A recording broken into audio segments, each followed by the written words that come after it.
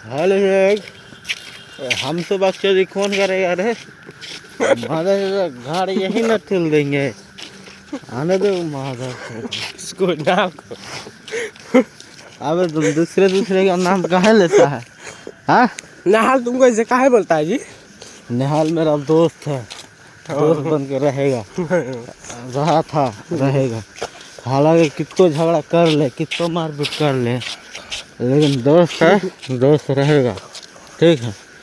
आप जो गाड़ बनाने वाला जो वीडियो जो करता है ना अच्छा निहाल को गाँव मारेगा सुनिए सुनिए पहले मैं ज़्यादा वीडियो मतलब गाड़ बनाने वाला नहीं कीजिए न तो ना ऐसा गाँठ टिलेंगे कि तुम तो क्या तुम्हारे आने वाले नस्लें याद रखेंगे।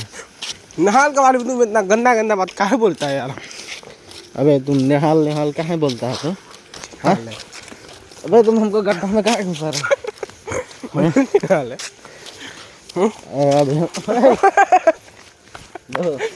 तुम मेरा दोस्त नहीं है काहे? तुम रंडी है। अच्छा निहाल के बारे में बोले हम समझ गए ना ना तुम कहा हमको गड्ढा में काहे ठेला इसलिए तुम मेरा दोस्त नहीं है। निहाल के बारे में बोल रहा है